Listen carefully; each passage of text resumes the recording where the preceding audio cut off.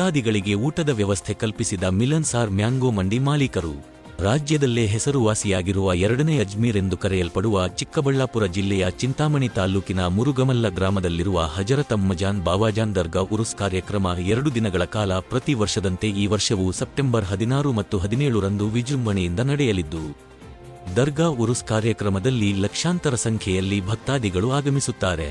ದರ್ಗಾಗೆ ಬರುವ ಭಕ್ತಾದಿಗಳಿಗೆ ಕೋಲಾರ ಜಿಲ್ಲೆಯ ಶ್ರೀನಿವಾಸಪುರ ನಗರದ ಹೆಸರು ವಾಸಿಯಾಗಿರುವ ಮಿಲನ್ಸಾರ್ ಮಾವಿನ ಮಂಡಿ ಮಾಲೀಕರಾದ ಸೂಫಿ ಮುಜಮಿಲ್ ಉಲ್ಲಾ ಖಾನ್ ರವರು ಭಕ್ತಾದಿಗಳಿಗೆ 2 ದಿನಗಳ ಕಾಲ ಊಟದ ವ್ಯವಸ್ಥೆ ಕಲ್ಪಿಸಿ ದೇವರ ಕೃಪೆಗೆ ಪಾತ್ರರಾಗುತ್ತಾರೆ. ಸದರಿರವರು ಸುಮಾರು ವರ್ಷಗಳಿಂದ ಉರುಸ್ ಕಾರ್ಯಕ್ರಮದಲ್ಲಿ ಭಾಗವಹಿಸುವ ಭಕ್ತಾದಿಗಳಿಗೆ ಅನ್ನದಾನ ಮಾಡುತ್ತಾ ಬರುತ್ತಿದ್ದಾರೆ.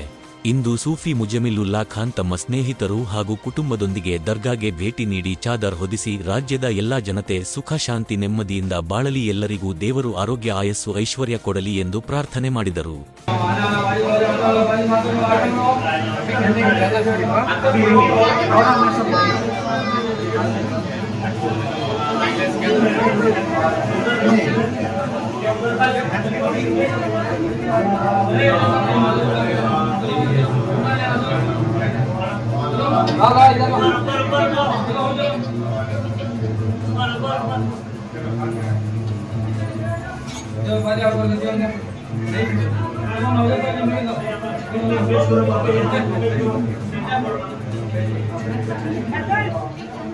Hasan